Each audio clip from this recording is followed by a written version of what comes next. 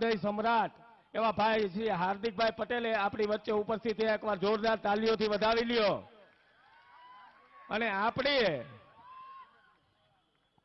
જે લડાઈ લડ્યા અને એમાં સાર્થક થયા, એમાં સૌથી મોટો સિંહ ફાળો હોય તો એ હાર્દિકભાઈનો છે. હવે હું મારું વક્તવ્ય પૂરું કરું છું અને આપ સૌને વિનંતી કરું છું કે થોડા જ સમયમાં આપણો કાર્યક્રમ પૂરો થશે. બહુ શાંતિથી બધા બેસજો અને અહીંથી જયનાથ બોલાવું, બે હાથ ઉપર કરી અને પૂરી તાકાતથી જયઘોષ બોલાવજો. જય સરદાર, જય સરદાર, જય પાટીદાર, જય પાટીદાર, જય મા ઉમા ખોડલ, જય મા ઉમા ખોડલ. ઇન્કલાબ, ઇન્કલાબ, બોલો ભારત માતા કી.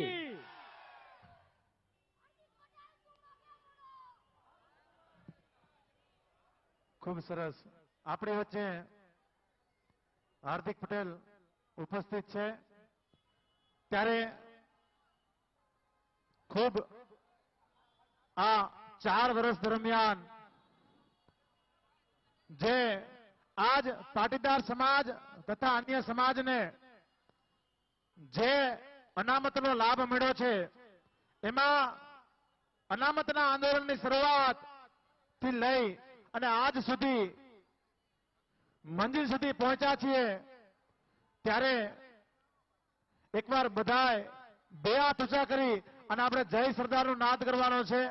કારણ કે આજ આ અનામત આંદોલનની શરૂઆત કરનારથી અંત સુધીના આજે તમામ કન્વીનર હાજર હોય. એકવાર જોરદાર જયનાદ કરીએ. જય સરદાર, જય સરદાર, જય સરદાર. ખૂબ ખૂબ આભાર. આજ આ લોક અધિકાર જનસભાની અંદર સભાનું આયોજન સુરત પાટીદાર અનામત આંદોલન સમિતિ દ્વારા જે કરવામાં આવ્યું છે, મુખ્ય મુદ્દા અલ્પેશ કથિરિયાને ઝડપથી જેલ મુક્ત કરી અને કાયમી જામીન આપવામાં આવે. જે ભારત દેશ લોકશાહીના આધારે ટકેલો છે, એ સંવિધાન બચે અને દરેક નાગરિકને પોતાનો અવાજ, પોતાનો હક મળે. ભારત ખેતી પ્રધાન દેશ કહેવાય છે, તો આજ જે ખેડૂતોની સ્થિતિ છે, એ સ્થિતિમાં સુધારો આવી અને ખેડૂતોનું દેવું માફ કરે. આ આંદોલન દરમિયાન જે આંદોલનકારીઓ ઉપર હાર્દિક સહિત તમામ આંદોલનકારીઓ પર જે ખોટા કેસો થયા, તમામ કેસ પાછા ખેંચવામાં આવે, એ જ આ સમાજને સાચો ન્યાય છે. ખરેખર આજ આ સભાનું આયોજન સંવિધાનના પણ એક વિષય ઉપર છે.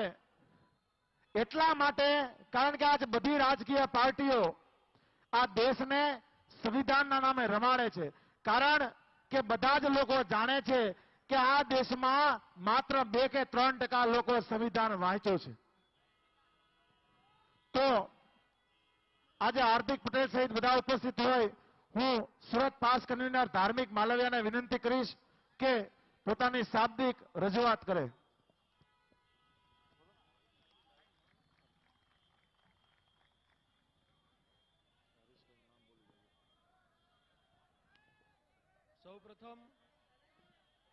સૌપ્રથમ બે હાથ ઊંચા કરી અને આપણે જય ઘોષ બોલાવીએ. બોલો ભારત માતા કી, ભારત માતા કી. વંદે વંદે. જય જવાન, જય જવાન. ઇન્કલાબ, ઇન્કલાબ. જય સરદાર.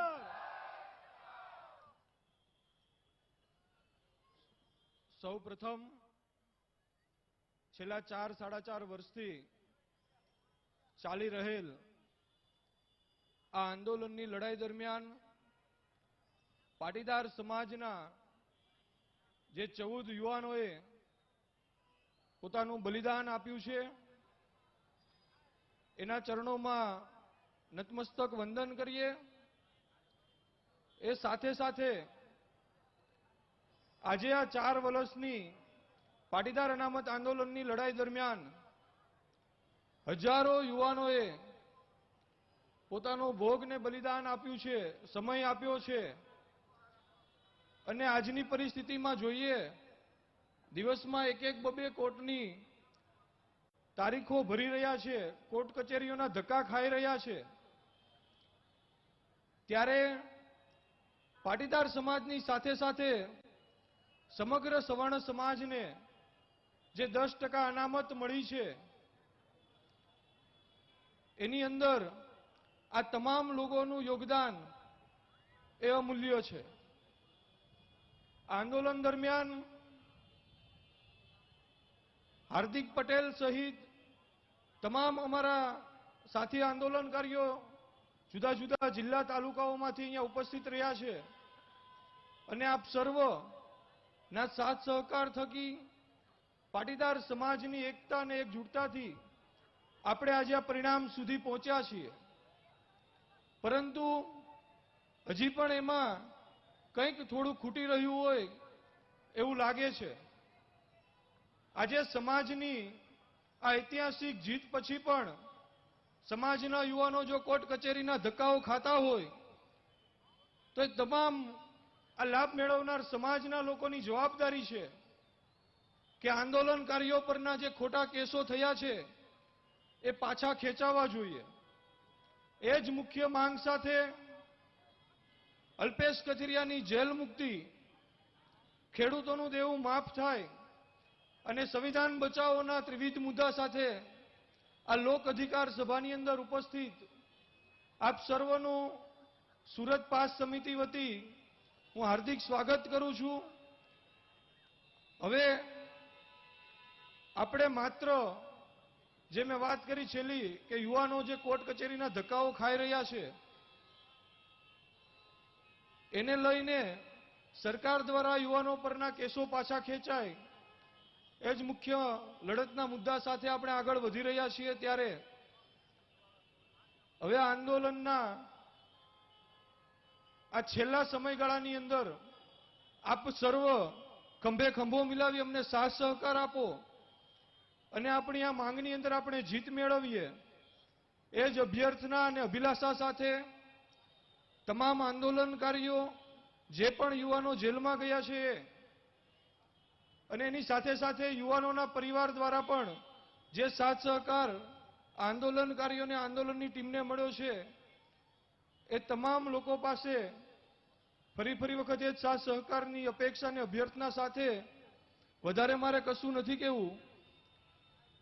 અને આપણી વચ્ચે અહીંયા ઉપસ્થિત પાટીદાર આ આંદોલનની જે જ્વાળાને પ્રજ્વલિત કરી પાટીદાર સમાજની સાથે સાથે જે 10% સમગ્ર સવર્ણ સમાજને અનામત અપાવ્યું એવા આપણા સર્વના લાડીલા અને હૃદયમાં વસેલા યુવાન એવા હાર્દિક પટેલને હું વિનંતી કરીશ કે અહીંયા પોતાની વાત રજૂ કરે. હાર્દિકભાઈ પટેલ.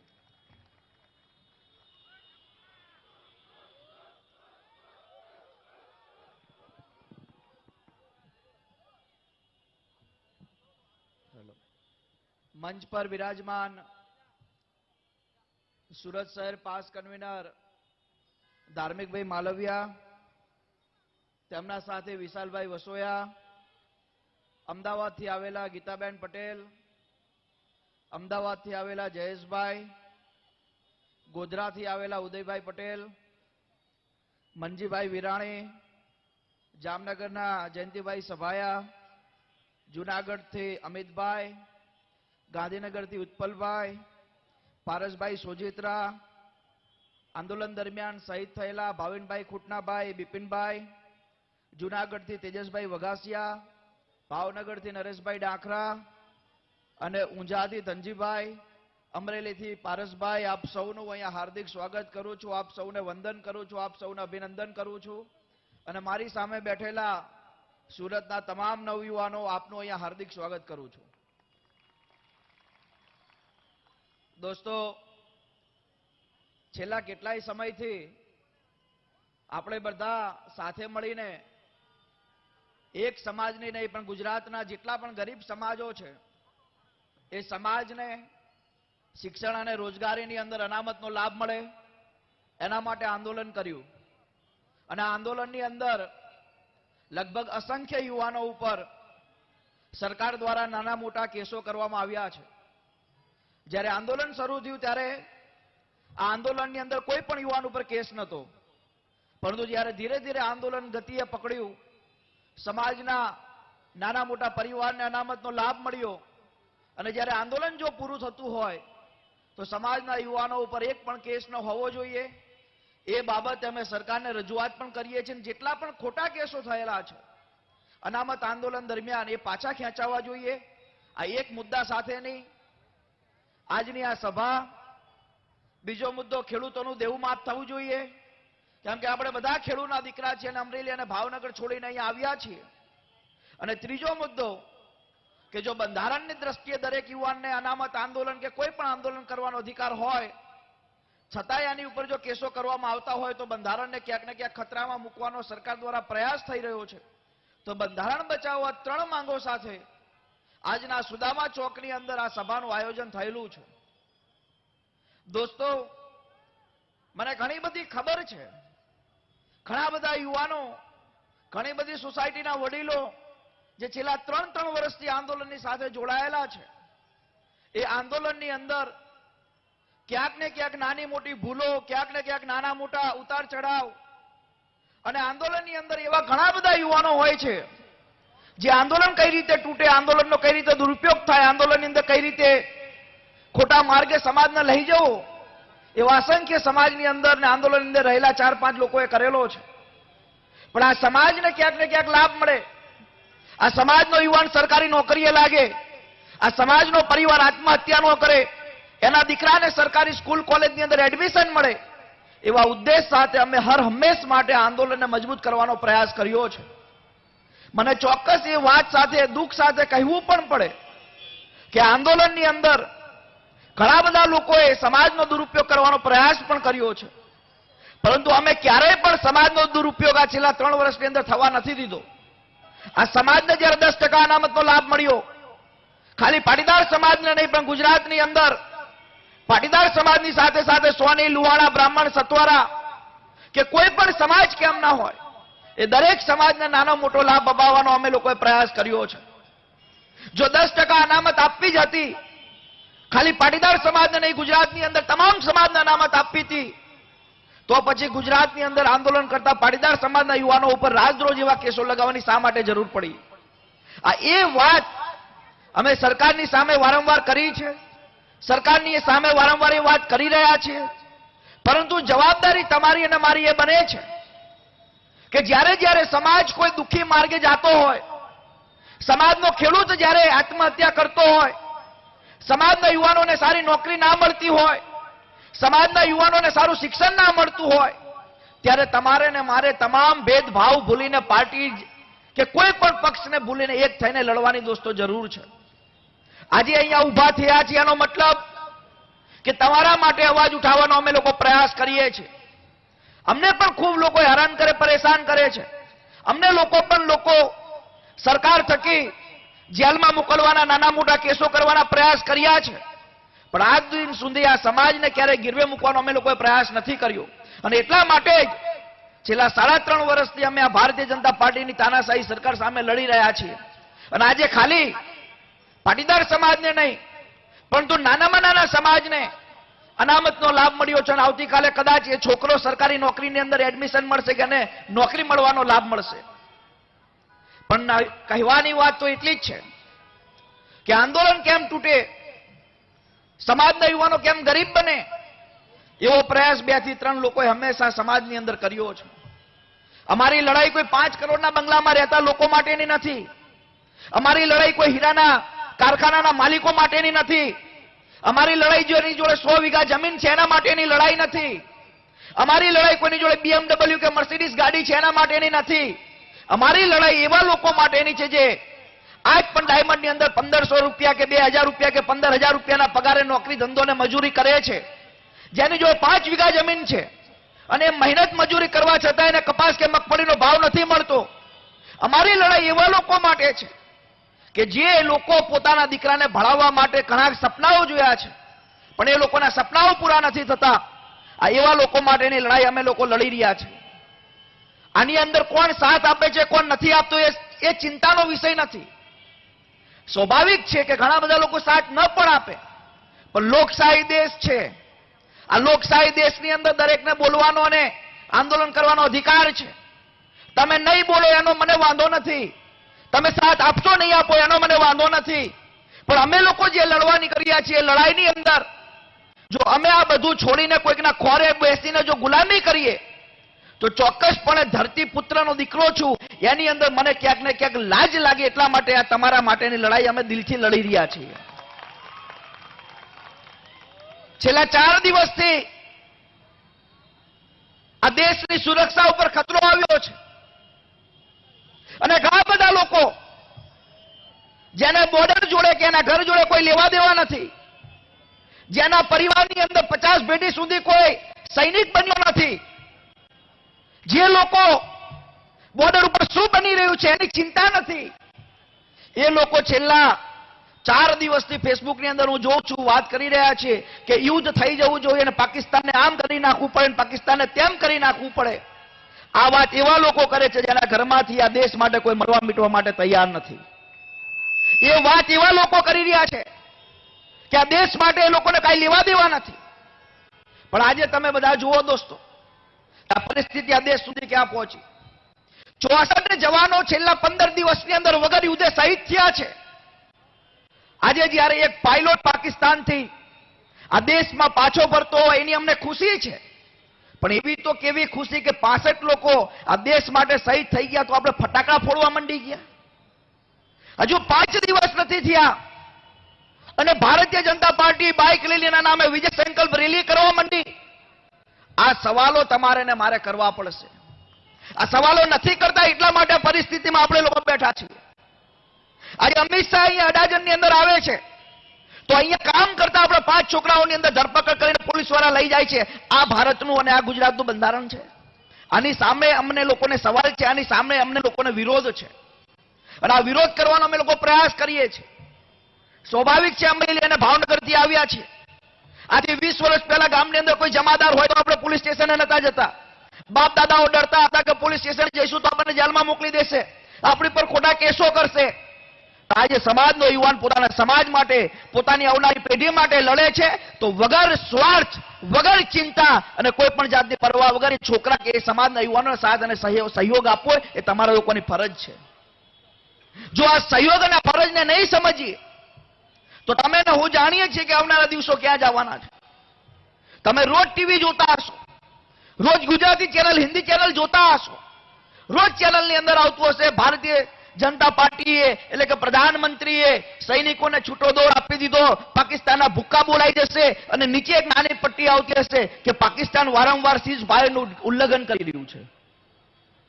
આ સમજવાની વાતને આપણે લોકો સમજી જ નથી શક્યા અને મુદ્દા ભૂલાઈ ગયા. પાક વીમો ભૂલાઈ ગયો, બેરોજગારી ભૂલાઈ ગઈ, સારું શિક્ષણ ભૂલાઈ ગયું, કલ્પસર યોજના ભૂલાઈ ગઈ.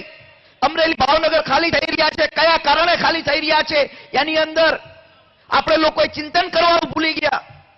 અને આ બધી સ્થિતિની સામે આજે ઘણા બધા યુવાનો લડવા માટે અને બોલવા માટે દોસ્તો તૈયાર થયા છે. આપ સૌને હું કોઈ અહીંયા ભાષણ કરવા માટે નથી આવ્યો કેમ કે થાકી ગયા છે ભાષણ કરીને કરીને. 1950માં પહેલો સમૂહ લગ્ન આપણે લોકોએ કર્યો હતો બાપા. આજે ઘણી બધી જગ્યાએ 75મો સમૂહ લગ્ન ચાલે છે, ઘણી જગ્યાએ 60મો સમૂહ લગ્ન ચાલે છે.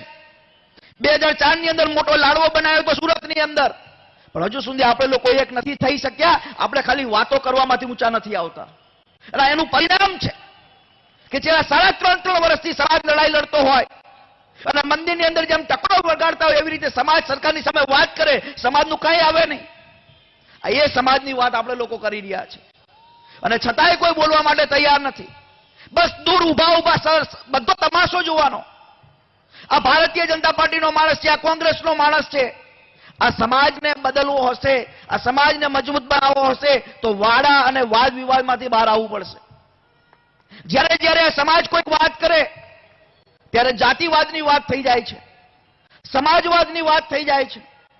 અને આવતીકાલે અમદાવાદની અંદર નરેન્દ્રભાઈ મોદીના હાથે એક મંદિરનું ઉદ્ઘાટન થશે ત્યારે કોઈ સમાજવાદ કે જાતિવાદ નથી થતો. આપણને લોકોને મૂર્ખ બનાવવા માટે આ લોકોએ સંપૂર્ણ તૈયારી કરી લીધી છે અને આપણે દિવસે ને દિવસે મૂર્ખ પણ બની જઈએ છીએ. એટલા માટે મૂર્ખ બનીએ છીએ કેમ કે આપણે લોકો ભાઈ જોડે ઝઘડવાનું હોય તો જલ્દી તૈયાર થઈએ છીએ, પણ સરકાર જોડે અધિકાર માંગવાનો હોય તો ઘણી બધી વાર વિચાર કરીએ છીએ કે જેલમાં પૂરી દેશે તો. અને એટલા માટે આજે આપણે આપણા સમાજને કે ખેડૂતોને મજબૂત નથી બનાવી શક્યા. દોસ્તો, સુરત આટલો મોટો વિસ્તાર છે, 18 લાખથી વધુ એક સમુદાયના લોકો રહે છે. 18 લાખથી વધુ પાટીદાર સમાજ આ સુરતની અંદર રહે છે. શું છે તમારી પાસે? કાંઈ નથી. ખોટા વહેમમાં રહેતા પણ નહીં. આ લડાઈ અભિમાનની લડાઈ છે, આ લડાઈ સ્વાભિમાનની લડાઈ છે.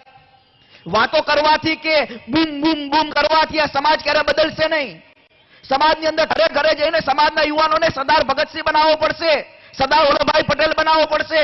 સમાજની સાચી વાસ્તવિકતા શું છે સમજાવવી પડશે. ગાળો બોલવાથી કે કોઈ સોસાયટીમાં જઈને તોડફોડ કરવાથી આ સમાજ ક્યારે બદલતો નથી, આ સમાજ ક્યારે સુધરતો નથી. આ એટલા માટે મારે આ વાત કરવી પડે છે કેમ કે 3.5 વર્ષથી જે સમાજ માટે લડીએ છીએ, જે સમાજ માટે બોલીએ છીએ, સમાજે હવે જાગૃત થવાની દોસ્તો જરૂર છે. અને જાગૃતતા નથી એટલા માટે આ લડાઈ આપણે જીતી નથી શક્યા, આ લડાઈ આપણે મજબૂતાઈથી આગળ નથી લઈ જઈ શક્યા. આવડો મોટો સમાજ, આટલા બધા અહીંયા ડાયમંડના વેપારીઓ, આટલા બધા લોકો પાસે જમીનો, પણ સમાજ ક્યાં છે? તો સમાજ દોસ્તો એટલે આજ પણ એ 10 વીઘા જમીનની અંદર જ્યારે કપાસની અંદર નેનતા હોય ને એ સ્થિતિમાં સમાજ બેઠો છે. આજ પણ સમાજ જાગૃતતાની દ્રષ્ટિએ આગળ નથી વધ્યો. અને દરેક લોકોની જવાબદારી છે, ચાહે ભાજપ હોય કે કોંગ્રેસ. જો સમાજના નામે તમારે ચૂંટણી લડવી હોય તો સમાજ માટે ઊભું પણ રહેવું પડે. એ ચાહે ભાજપનો ધારાસભ્ય હોય કે કોંગ્રેસનો કોર્પોરેટર હોય, એને એની જવાબદારી સમાજ માટે નિભાવવી પડશે. નિભાવશે તો આ સમાજ સાચવશે, બાકી લાત મારીને ફેંકી દેતા આવડશે. અને એ વાતને કોઈ સમજતું નથી, કોઈ એટલે કોઈ જ નહીં. આપણે લોકો, ઘણા બધા લોકો મને કે હાર્દિકભાઈ સુરતની અંદર તો આપણે આટલી બધી સંખ્યામાં છીએ. મેં કીધું છે અને તમારી બધાની વચ્ચે કહેતા મને શરમ પણ નહીં આવે. સાચું કહીશ કેમ કે હું પ્રધાનમંત્રી નરેન્દ્ર મોદી નથી કે જૂઠું બોલીને મારે તમારા વોટ લેવાના હોય. હું એટલા માટે સાચું કહીશ કેમ કે સુરત ક્યારે પણ પરિવર્તનમાં માનતું નથી. સુરત ફક્ત અને ફક્ત શક્તિ પ્રદર્શનમાં માને છે. ક્યારેય એની વોટની તાકાત ક્યારેય સુરતે બતાવી નથી. ફક્ત હિયો હિયો હિયો કરતા ભેગા થવામાં આપણે લોકો માનીએ છીએ. અને એનું પરિણામ જુઓ સમાજની સામે. સમાજની સામે પરિણામ છે કે આપણે લોકોએ ક્યારે સમાજ શક્તિ કે ખેડૂત શક્તિથી આપણે ક્યારેય આપણો પરિચય નથી બતાવી શક્યા. મુબારક છે દરેક લોકોને, દરેક પરિસ્થિતિ મુબારક છે. જેને જે કરવું હોય મુબારક છે. પણ જો સમાજ નહીં હોય ને તો ગુજરાત નહીં હોય, ને ગુજરાત નહીં હોય તો રાષ્ટ્ર નહીં હોય. દરેક સમાજે મજબૂત થવું પડશે. ચાહે પટેલ હોય, રાજપૂત હોય, આહિર હોય, ભરવાડ હોય, બ્રાહ્મણ હોય, સોની હોય, લુવાડા, મુસ્લિમ, હિન્દુ, બધા લોકોએ ભેગા થઈને મજબૂત બનવું પડશે તો જ ભારત બની શકે. બાકી વિખેરાયેલા કે જુદા રહેવાથી ક્યારે સમાજ મજબૂત નથી બની શકતો. અને એ જ વાત સાથે હું આ મારા દિલની વાત તમને લોકોને કરી રહ્યો છું કે હવે થોડાક જાગૃત થવાની જરૂર છે. આમાંથી કોનો દીકરો સરકારી નોકરી કરે છે? આમાંથી કોનો દીકરો સરકારી કોલેજની અંદર ભણે છે? આ વરાછાની અંદર તમે કેટલા સમયથી રહો છો?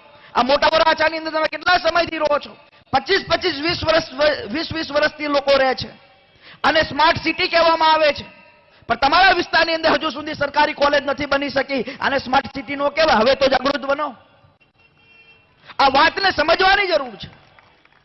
પ્રાઇવેટ સ્કૂલ કોલેજની અંદર એડમિશન લઈને તમારા બાપા અંદર ડાયમંડની અંદર 15,000 રૂપિયા નોકરી કરતા હોય, કોઈકના દીકરો અહીંયા ભણવા આવ્યો હોય ને એના મમ્મી પપ્પા દેશની અંદર આજ પણ ખેતી કરતા હોય, એ સમાજ મજબૂત ના બની શકે. દોસ્તો, દરેક એક વસ્તુની અંદર ન્યાય જોતો છે.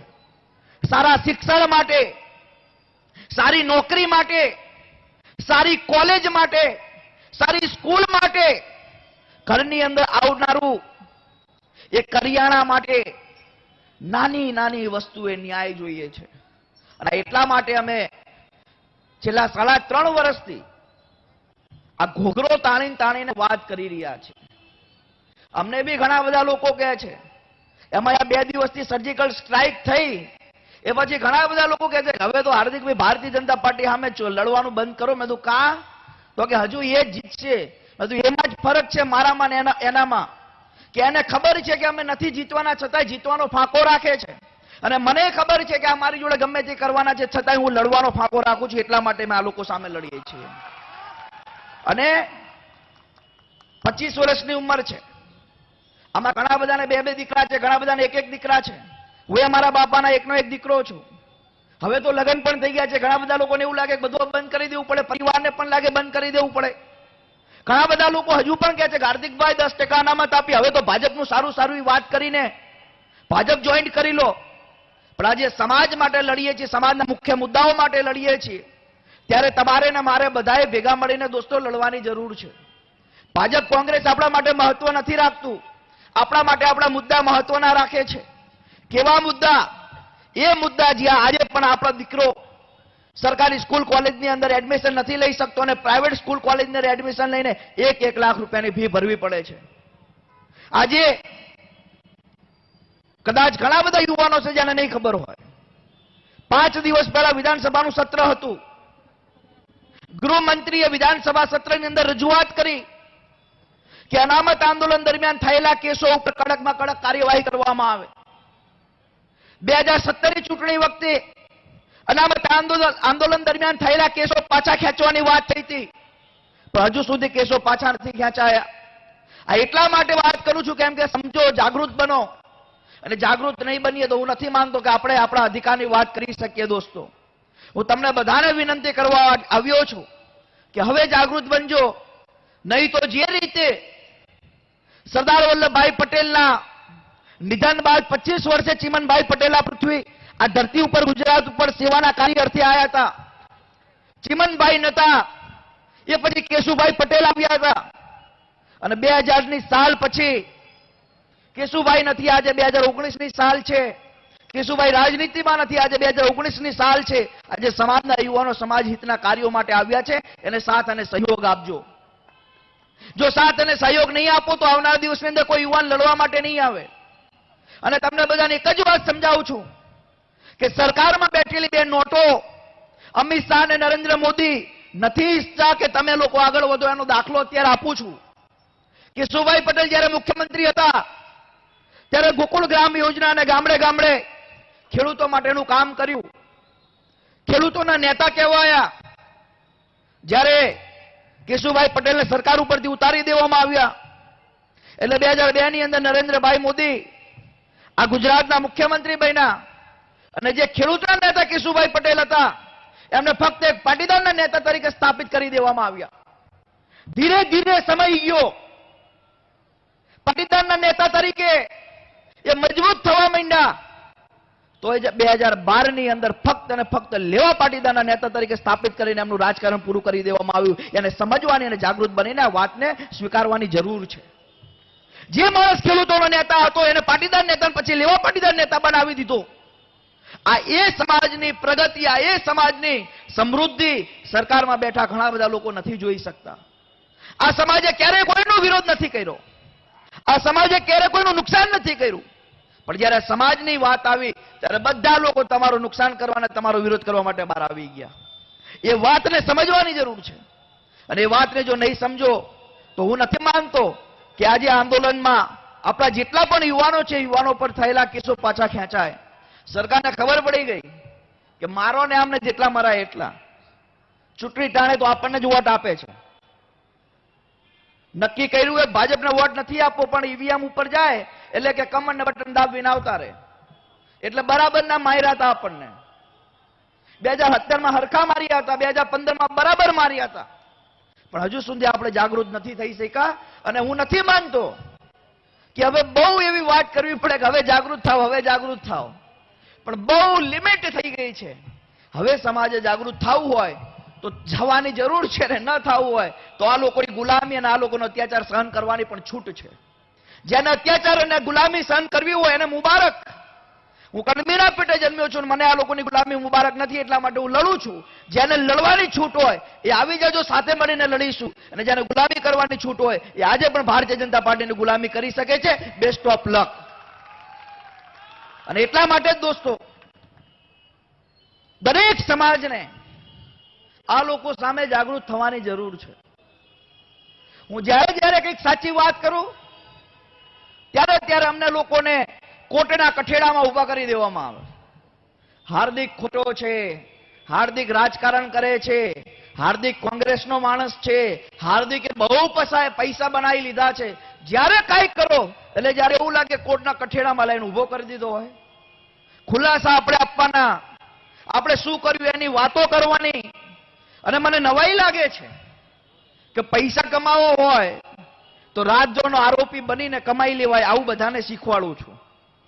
જેને કોઈને પૈસા કમાવા હોય તો ભાજપની સામે લડવાનું, પૈસા કમાઈને પોતાની ઉપર રાજદ્રોહનો કેસ લગાવી દેવાનો. દોસ્તો, સમાજ માટે લડવા નીકળ્યા છીએ અને હજુ પણ લડીએ છીએ. ખેડૂતોનો અવાજ બનવાનો પ્રયાસ કરીએ છીએ. અને તમને બધાને એક વિનંતી છે કે બધા મજબૂતાઈથી આ વાતને આગળ વધારજો. ચાહે ભાજપ હોય, કોંગ્રેસ, એ આપણા માટે મહત્વ નથી. તમે જે તે પાર્ટીમાં માનતા હોય, પણ જ્યારે સમાજના હિતની વાત આવતી હોય ત્યારે આ બધી વાતને ભૂલીને આ સરકાર સામે બોલવાની અને લડવાની જરૂર છે. બહુ હોશિયાર છે ભાજપ વાળા. એમને ખબર પડી ગઈ કે સભાની અંદર પાટીદાર સમાજ કે ખેડૂતો નથી આવતા તો કરી નાખો મંદિરનો કાર્યક્રમ, કરી નાખો ફલાણા દાદાની કથા, અને આવી જાઓ પછી કે આમ કરતા ને વાતો કરીને જતું રહેવું, મફતની સભા, મફતનો પ્રેમ. બહુ હોશિયાર આ લોકો. અને એમાં હોશિયાર હમણાં તો ઘણી જગ્યાએ મેં જોયા કથાના બોર્ડો એટલા બધા લાગેલા. ઘણી વાર એવું લાગે કે સુરતની અંદર જાણે મેળો ભરાયો હોય, સેલ નીકળ્યો હોય. તમારી જોડે જ બધું છે, પૈસા તમારી જોડે જ છે. ફલાણા બાપા આયા, ફલાણા દાદા આયા, ફલાણા બાપુ આયા, ફલાણા કથાકાર આયા, બધી જગ્યાએ બેસવાનું, બધું તમારું. ફાયદો બીજો આઈને લઈ જાય. 9 દિવસની કથા 10મા દિવસે નેતા આવે, વાત પૂરી. આ પ્રોપોગંડાને તમે ને હું સમજીએ, આ લોકોની ચાલને સમજીએ તો મારી આપ સૌને વિનંતી છે. આ બધાને ખબર છે કે વરાછા કે છુદામા ચોક કે મોટા વરાછા યોગી ચોકમાં ભાજપ વાળા નથી આવી શકતા. એટલા માટે જ કથાઓ થાય છે અને કથાઓમાં નેતા આવી જાય છે. કોઈ વિરોધ કરે નહીં, કરે તો કે આ તો ભગવાનના વિરોધી છે. આ બધું સમજજો, એવી મારી આપ સૌને વિનંતી છે. સુરતની અંદર આપ સૌ લોકો અહીંયા આવ્યા એ બદલ હું આપ સૌનો આભાર માનું છું. જય હિન્દ, ઇન્કલાબ જિંદાબાદ. ખૂબ ખૂબ આભાર. આજની આ લોક અધિકાર જનસભાની અંદર જે વ્યક્તિઓનો સહયોગ રહ્યો છે એમાં તમામ પાસ કન્વીનર સમગ્ર ગુજરાતમાંથી પધાર્યા છે. સાથે અહીંયા મોટા વરાછા ટીમ ધીરુભાઈ વિરાણી, રાજુભાઈ મોરડિયા, નરેશભાઈ વિરાણી તથા કતારગામ મનોજભાઈની ટીમ, મયુરભાઈ ઝાલાવડિયાની ટીમ, સાથે અમારા સુરતના જે નગરસેવકો છે એવા દેવરાજભાઈ ટીમ્બી, દિનેશભાઈ સાવલિયા, ચંદુભાઈ સોજિત્રા, અશોકભાઈ જીરા, પપ્પનભાઈ તોગડિયા, મનોજભાઈ ચોવટિયા, કરશનભાઈ સાંગાણી, દિનેશભાઈ કાછડિયા, ધીરુભાઈ લાઠિયા, ડીપીભાઈ વેકરિયા, જ્યોતિબેન સોજિત્રા, ચારુલબેન કસવાલા, અરુણાબેન ડાવરા, દક્ષાબેન ભોવા, મમતાબેન સવાણી, આ તમામનો ખૂબ ખૂબ આભાર. સાથે જે સુરતની પાસ ટીમ છે જેમાં સમગ્ર યુવાન કાર્યકર્તાઓ છે એ તમામનો ખૂબ ખૂબ આભાર. સાથે જે ટીમ આ તમામ આંદોલનકારીઓમાં જામીન કરવામાં સાથે છે તમામ વકીલ ટીમનો પણ ખૂબ ખૂબ આભાર. અને જે પણ આ કાર્યક્રમમાં